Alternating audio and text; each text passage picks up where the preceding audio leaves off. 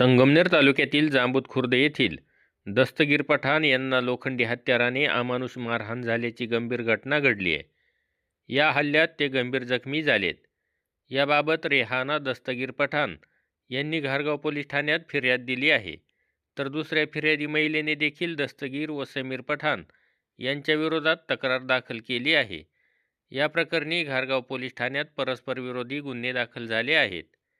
पहिल्या फिर्यादीनुसार 2 जानेवारी रोजी दस्तगीर पठाण हे त्यांचे मित्र संजय डोंगरे यांच्यासोबत गावच्या चौकात बसून चर्चा करत होते. त्यावेळी गावातील महिला तेथून जात असताना काही वेळाने तिचा पती मागून येत अचानक दस्तगीर पठाण यांच्यावर लोखंडी हत्याराने हात, पाय, पाठ व मांड्यांवर जोरदार हल्ला केला.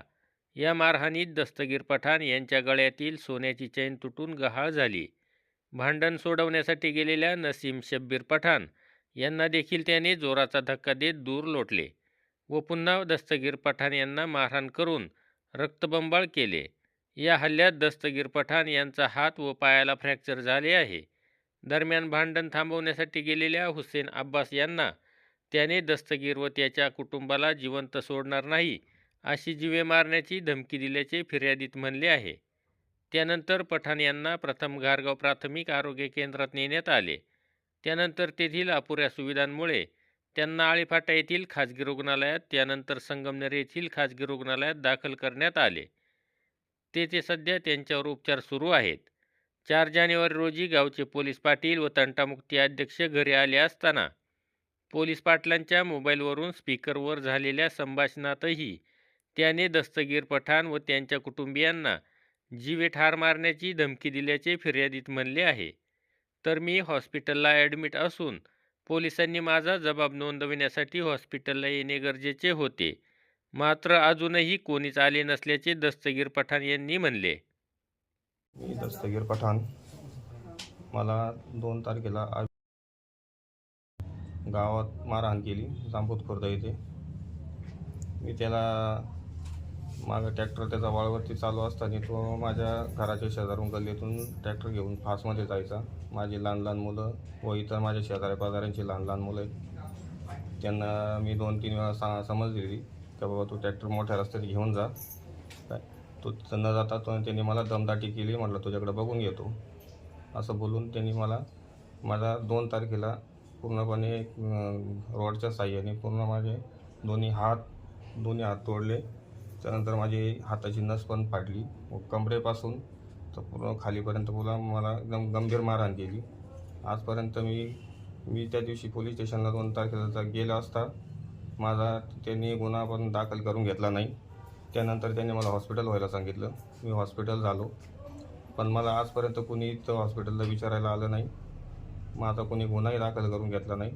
व माझी पत्नी रेहाना दस्तगीर पठाण हिनं 4 तारखेला जाऊन पोलीस स्टेशनला विचारलं असता त्या ठिकाणी तिचा गुन्हा घेतला व त्या गुन्ह्याची पण दखल, पण तो गुन्हा तिला माहिती नव्हतं की माझ्यावरती कशी मारहाण झाली. का तिनं तिचे स्वतःचे जबाब देऊन ते गुन्हा दाखल केला, पण पोलिसांनी मला खरा जबाब विचारायला आजपर्यंत आले नाही. म्हणून मी पोलिसांना पण विनंती करतो की मला माझा जबाब द्यायचा आहे पोलीस स्टेशनला. मी हॉस्पिटल असल्याकारणाने मला पोलीस स्टेशनपर्यंत येता येणार नाही. कृपया करून माझी इथं येऊन जबाब घ्यावी आणि माझा गुन्हा दाखल करून घ्यावा व जो आरोपी आहे आरोपीला अटक करावा. मी 2 तारखेला मळ्यामध्ये जात असताना पाणी भरायला 1:30 वाजताच्या सुमारास मला पाठीमागून येऊन माझ्यावरती हल्ला केला. मी एकदम साळगाळूपणे उभा होतो मोटरसायकलवरती.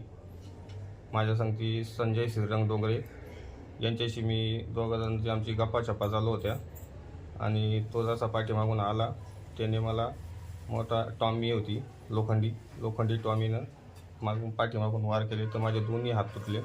त्यांनी कमीत कमी दोन्ही हात तुटल्याच्या नंतर माझे खाली पण पूर्ण मी फ्रॅक्चर झालो. हाताची नस वगैरे तुटली. मी त्याच अवस्थेमध्ये पोलीस स्टेशनमध्ये गेलो होतो, पण तो माझा गुन्हा न घेता त्यांनी मला हॉस्पिटल व्हायला सांगितलं. पण आजपर्यंत कृपया करून आज कुणी आलं नाही.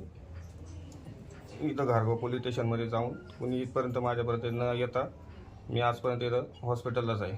तर दुसरी फिर्याद संबंधित महिलेने दस्तगीर पठाण यांच्या विरोधात दाखल केली असून त्यात म्हणले आहे की दस्तगीर यांनी अश्लील भाषेत भाष्य करून जातीवाचक शिवीगाळ करत लाथाबुक्क्यांनी पतीला मारहाण केली आहे व समीर शब्बीर पठाण याने धमकी दिली आहे, असे दाखल फिर्यादीत म्हटले आहे.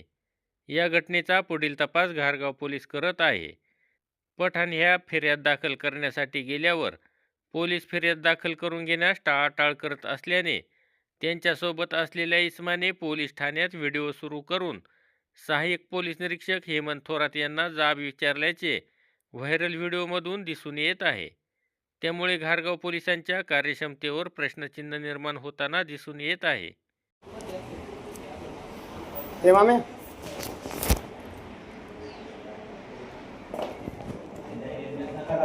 मान्य आहे मला. मीच काय म्हणतोय तुम्हाला, काय बोलू का 2 मिनिटं? बोला ना. आता आम्ही जवळपास 4-5वी वेळ आहे साहेब आपल्याकडे यायची.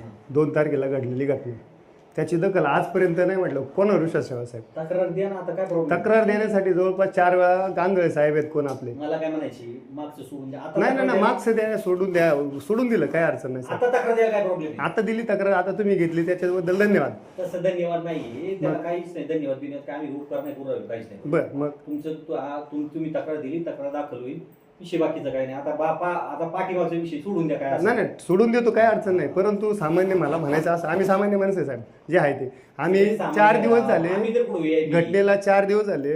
4 दिवसात सुद्धा आपली तक्रार आमची दाखल झाली नाही. 112ला ऐकून घ्या माझं पूर्ण ऐकून घ्या. बरं ऍक्च्युली माहिती का, आता तुम्हाला प्रोसेस माहिती. तो जो माणूस जो हॉस्पिटल असतो ना, हा हॉस्पिटलला त्याची जाऊन ती ट्रीटमेंट तिथे स्टेटमेंट. बरं हा बरोबर. तिथून स्टेटमेंट, त्याची इंजुरी रिपोर्ट प्राप्त झाला तर तू कोण राहतो? तो कोणी आणायचा? आम्ही आणायचं का तुम्ही आणायचं? पोलीस आम्हाला तिची हे आली पाहिजे एमएलसी. अहो ती MNC बी आली, तुम्ही घेतली बी, तुमच्या हातात पण घेतली, तुमच्याकडे जमा पण झाली, तरी तुम्ही तक्रार नाही, तरी आम्हाला इन्फॉर्म नाही. हो माझ्याकडे तुमच्याकडे विचारा. तुमचे ते मग कोण होते तिथं ठाणे अंमलदार, त्यांना विचारा. तरी देखील नाही. आणि 4 दिवस झाले आम्हाला हे नाही, तर काय काम करायचं आम्ही साहेब? तुम्हीच बोलवा साहेब. त्यांना कोण आहे माहित नाही. मी स्वतः होतो, ते तिथं बसलेले होते ना, चौधरी म्हणून कोणतरी, त्या चौधरी साहेबांनी विचारा त्यांना, बोला त्यांना. 4 दिवस झाले साहेब गोष्टीला, तरी देखील हे नाही. आम्ही जायचं कोणाकडे तुम्हीच सांगा ना साहेब. हा ठीक आहे ना. एमएलसी आलेली का? ऐकलं जाधव म्हणून ते आता त्यांनी फोन केला आपल्याला सकाळी. MNC कधी आली ते माहिती का त्यांच्याकडून साहेब? अरे बाबा जो शेअर पोलिटिशियनचं आहे ना साहेब ऐका ना, ठीक आहे तुमचं म्हणणं एकदम खरं आहे. तुम्ही आम्हाला मारा, अडचण नाही. परंतु आमची घटना 4 दिवस झाले, तुम्ही व्यक्ती आज मारणार आहे आणि त्याचं कुटुंब अक्षरशः रस्त्यावरती, आणि तरी देखील आमची दखल नाही. काय करायचं आम्ही? तुम्हीच सांगा. तुम्ही माणसांना जातो आम्ही. हा बोला ना साहेब. झाला दाखल गुन्हा. नाही झाला, आपण 4 दिवस झाले या गोष्टीला. नको वाढू जाऊ. हा पहिले दाखल होता. काय दाखल होईल? आता दाखलच होणार आहे ना साहेब, हे माहिती ना मला. चालेल येतो. काय आम्हाला माहिती नव्हती. काय माहिती नव्हती? शेअर पोलिटिशियन वाल्याने फोन केला जाधव 112ला कॉल केला तर साहेब 112 वरून अपडेट येतं तुम्हाला. अरे 112 वरती काही एमएलसी नाही येत त्याच्यावर. नाही MNC नाही, दाखल तर होतं ना. तुमच्या तक्रार तर येते ना, तुमच्याकडे माहिती होती ना, अरे तुम्ही त्याचा अपडेट घ्यायला पाहिजे. 112 बरं साहेब, ठीक आहे साहेब. काय अडचण नाही साहेब, काय अडचण नाही साहेब. म्हणजे आम्ही जायचंच नाही, करायचंच नाही. अहो जाधव असू कुणी असू, आम्ही लिगली केलं, तुम्ही त्याला सहकार्य करा हे म्हणायचे साहेब. ठीक आहे. बस जाऊ. दाखल होते जाऊ. हा ना ठीक आहे. काय अर्थच नाही राहिला साहेब त्याला. चालेल अहो इकडे बघ, ते घेतात, लिहून घेत आहेत ते अजून. परत आले की उठून. हा ना मग आता साहजिकच आहे ना साहेब, सांगणं तर गरजेचं काम आहे तुमच्यापर्यंत. तुम्ही वरिष्ठ आहे साहेब. माझ्यापर्यंत पोहोचली तुमची तक्रार, ठीक, पण पहिले दाखल करून तेव्हा ते सांगा काय सांगा.